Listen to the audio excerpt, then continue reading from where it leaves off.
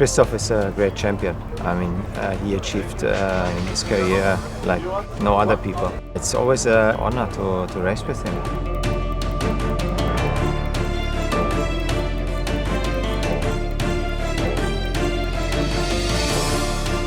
I remember growing up watching videos of the Mountain Bike World Cup when Sauser was dominating that, to then come over to the Epic and just dominate it. Yeah, it's very motivating.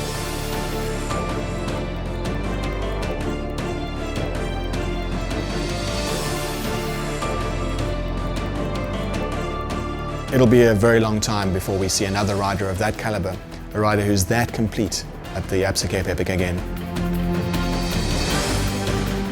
His greatest strengths as an athlete are consistency, endurance, the long marathons, long sustained climbing, not breaking down day to day. When marathon racing became bigger and the format, the Cape Epic, became these big stage races that are very long and very tough, that really spoke to his strengths.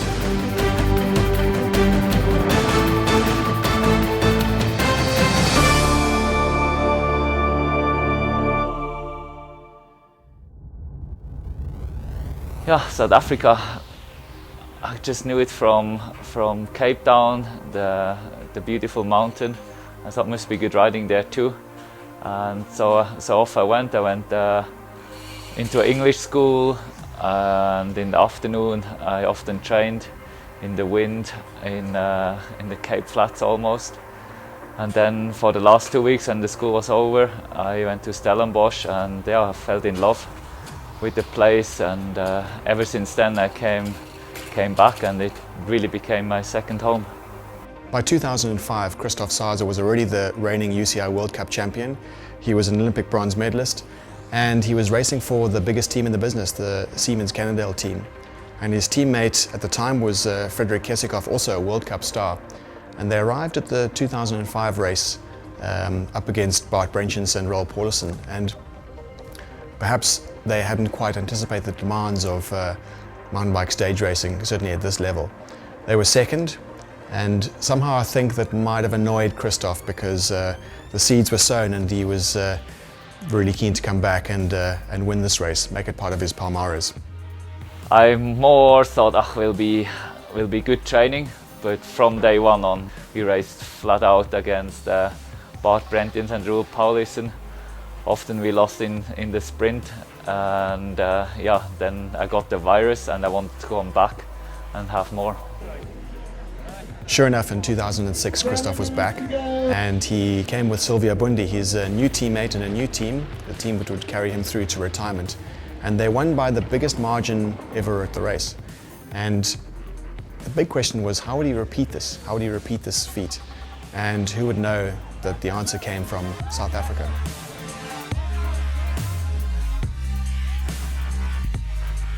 The second year with Specialized, I didn't have a partner, and by coincidence I met Barry at the Total Sports Challenge in Cape Town, and I knew he has lots of talent, but he was still so young, and more or less as a joke I asked him, hey, let's do the Epic together. And then he actually responded seriously, and he said, can I have your telephone number? I'll give you a call then. And then yeah, 2 weeks later he said, yes, I'm in. I thought, oof.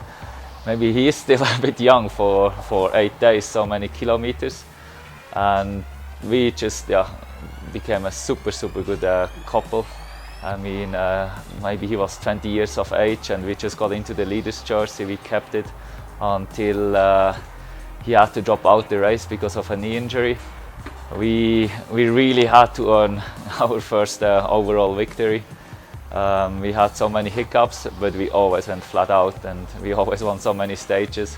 But yeah, unfortunately, the hiccups put us way back again. And then finally, after the fourth time, everything came together, and we were more or less a super couple. And it was so much fun riding with him, and I wish I could still do it. You can't describe such emotions, you know. You can't describe how it feels to win, and you also can't describe when such a big tragedy happened. It was probably one of my biggest after my dad passed away. when I was like 9 years old, and always was a big shock, and you don't want to have it true, you know. You think that's not possible, obviously, but you have to accept it and make the very best out of it. And with Bury next to Greg Minnaar, South Africa lost the biggest mountain bike talent, but that's a very, very small deal compared to that Bury lost his one and only life.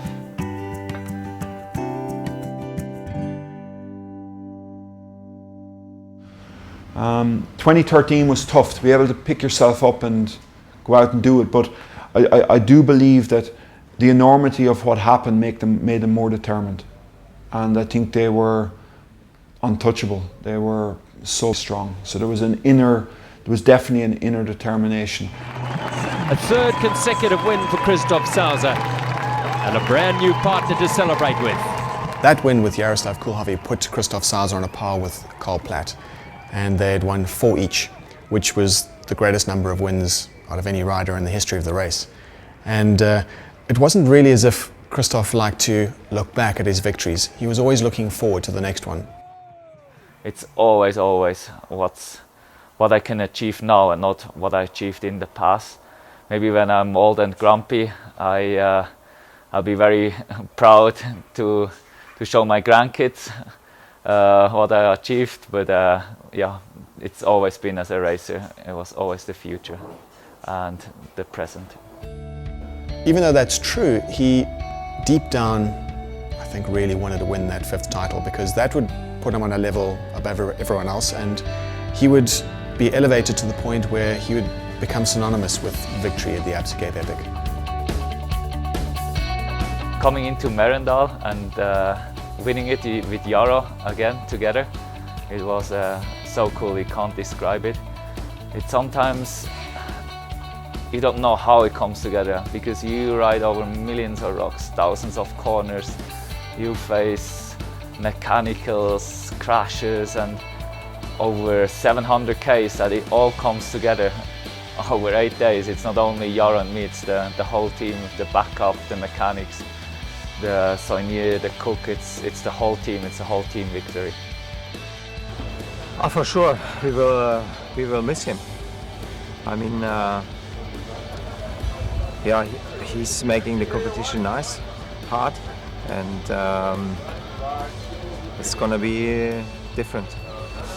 As an event, we are very grateful that a rider of Christoph's caliber and character actually made the race such an important part of their racing calendar every year. Even when he was, racing at the highest level on the World Cup circuit, he was still making sure that he was peaking for the Absa Cape Epic. So we're very grateful. Great athletes are always remembered, maybe, yes, for a great career, but it's always a signature when you go out at the top.